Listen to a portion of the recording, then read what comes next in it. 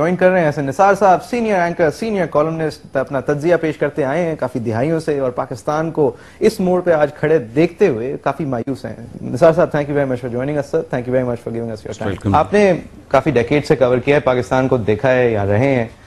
مجھے ایک بات بتائیں، یہ راٹ اگر ہے تو کب سیٹ ہوئی؟ یہ چل چکی ہے اور اب ہم اس کو بھگت رہے ہیں، تو یہ کب سیٹ ہوئی؟ کب لگنا شروع کب ہوا؟ نہیں دیکھیں، یہ اصل میں آپ کا اصل مرض یہ ہے کہ آپ بہت سارے مغالطوں اور مبالغوں کا شکار ہیں. خیال ہے کہ ہسٹری کی جو درگت ہم نے بنائی ہے، جواباً ہسٹری بھی ہمارے ساتھ وہی کچھ کر رہی ہے. ہم نے ہسٹری کا حلیہ بگاڑا ہے، ہسٹری ہمارا حلیہ بگاڑ رہی ہے. ہم شاید قرۂ ارض کی وہ واحد قوم ہیں جو اپنے ساتھ جھوٹ بولتے ہیں اور اتنی سنجیدگی سے بولتے ہیں کہ شرم بھی نہیں آتی. اور ایسٹ پاکستان ہمارے سامنے کی بات ہے، میں کوئی لمبی چوڑی بات نہیں کرتا. I am privy to what happened, ٹھیک ہے. اس کے بارے میں جب ہم پڑھتے ہیں، سنتے ہیں، ایون آرٹیکلز، کبھی کوئی کالم، سوائے جھوٹ کے ہے ہی کچھ نہیں.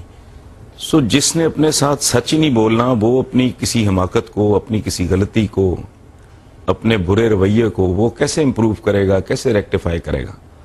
سوچ ہی روٹن نہیں ہے. ٹوٹل رویہ مبالغے اور مغالطے پہ آپ کا مشتمل ہے. بہت ہی خوبصورت بات کی آپ نے نثار صاحب، بہت خوبصورت بات کیا ہے. Completely agree with you. That is the root of our problem. قدم قدم پہ جھوٹ ہے. تو کانٹرڈکشن دیکھیں، ایک طرف علامہ اقبال صاحب انگریز کو استعمار کہہ رہے ہیں اور ان سے آزادی مانگ رہے ہیں، بہت اچھی بات ہے. دوسری طرف وہ مسجد کرتبہ میں بیٹھ کے رونا رو رہے ہیں. What a contradiction. ہم ایسی عجیب و غریب قوم ہیں، ملک ٹوٹے صدیاں بیت گئی ہیں، یہ کہنے سے باز ہی نہیں آ رہا ہے ڈھیٹوں کی طرح کہ یہ ابد تک رہنے کے لیے بنا ہے.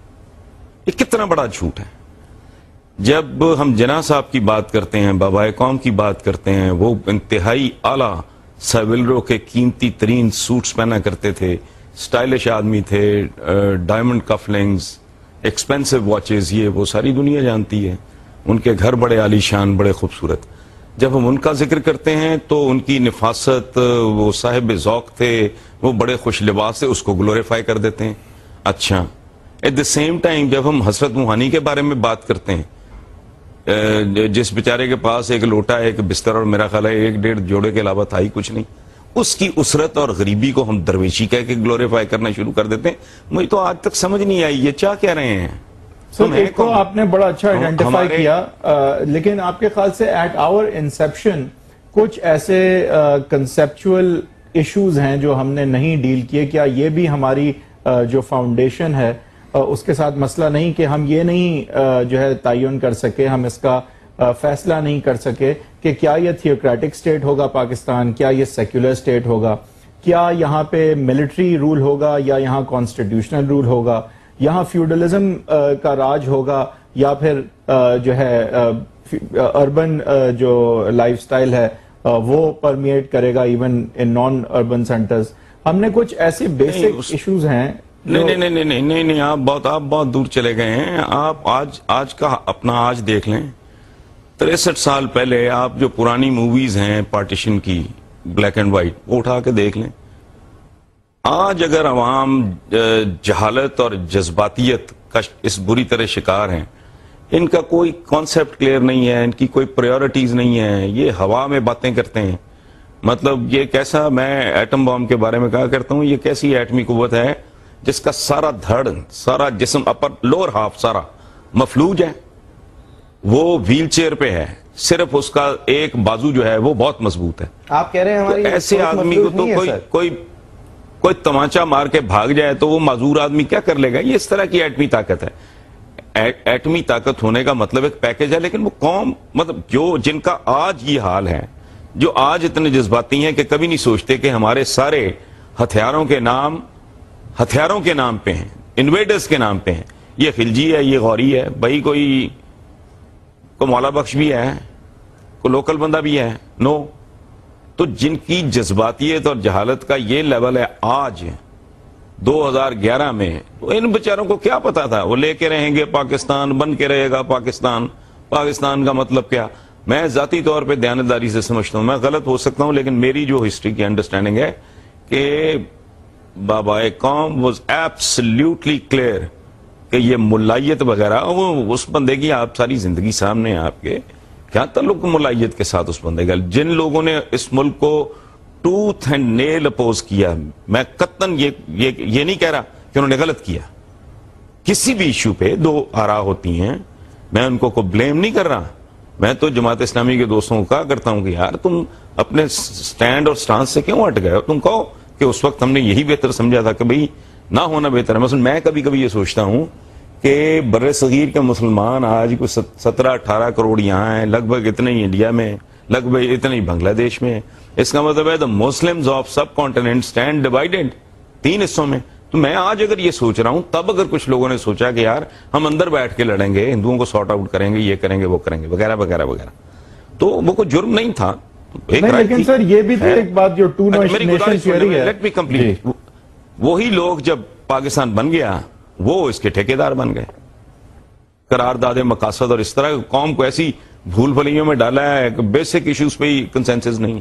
جی فرمائیے، آپ کیا کہہ رہے تھے؟ سر میں کہہ رہا ہوں کہ ٹو نیشن تھیوری جو تھی وہ تو ویسے ہی جب مسلمان 3 حصوں میں تقسیم ہو گئے تو ان وے وہ نیگیٹ ہو چکی تھی. لیکن اگر ہم آپ کی ابھی آپ نے جو لاسٹ بات کی اس پہ آ سکیں تو یہ جو ملائیت ہے یہ ٹھیکیدار کس طرح بن سکی؟ کیونکہ ہم نے کیا یہ کہ جو 98-99% اچھے نہیں تو کم سے کم مسلمان تھے، انہوں نے سونپ دی یہ ذمہ داری کہ اسلام ہمیں بتایا جائے کہ اسلام کیا ہے. یہ ذمہ داری جیسے ہم نے سونپ دی وہ 1% یا 1% سے بھی کم لوگوں میں کو سونپ دی ہم نے، اور ظاہر ہے کہ پھر وہ ٹھیکیدار سونپ نہیں دی، آپ نے نہیں سونپی، وہ خود ٹھیکیدار بن گئے. تو کیسے بنے نا؟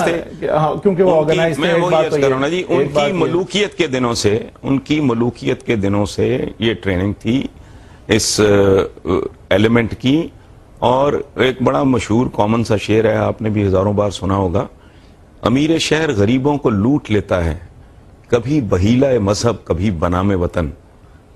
انسان کا جتنا ایکسپلائٹیشن، تاریخ گواہ ہے اس بات کی کہ وطن کے اور مذہب کے نام پہ ہوا ہے، اتنا کسی پہ نہیں. اور خاص طور پہ میں ایک بڑا لیتھل کمبینیشن ہے جہالت، جذباتیت. اور یہ آج تک طے نہیں کر پایا کہ کون کس چیز کو زیادہ پروموٹ کر رہا ہے. جہالت بہت جذباتیت کو جنم دیتی ہے، بہت جذباتیت مزید جہالت کو، اور مزید جہالت مزید جذباتیت. It's a ویشس circle.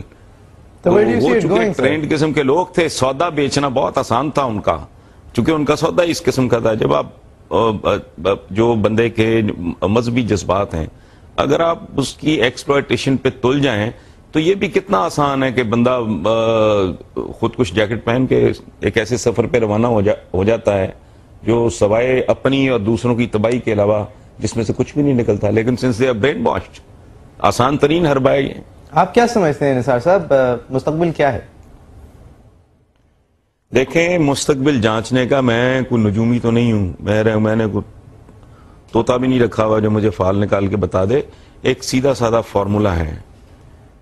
ایک پیٹرن ہوتا ہے کسی قوم کا، کسی فرد کا. اگر آپ نے دیکھنا ہو تو اس کا بیہیویئر پیٹرن جو ہے سارا، اس کا ماضی، اس کا حال، اس سے آپ گیج کر سکتے ہیں کہ یہ آئندہ کیا جھک مارے گا. ٹھیک ہے.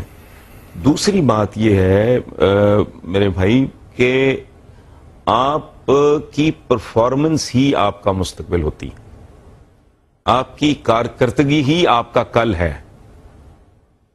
اگر آپ فوکسڈ ہیں، اگر آپ ہارڈ ورکنگ ہیں، اگر آپ ڈسپلنڈ ہیں، اگر آپ کے ایٹیٹیوڈز اور بیہیویئرز نپے تلے ہیں، سائنٹیفک ہیں، لاجیکل ہیں، تو آپ کا روشن مستقبل ہے.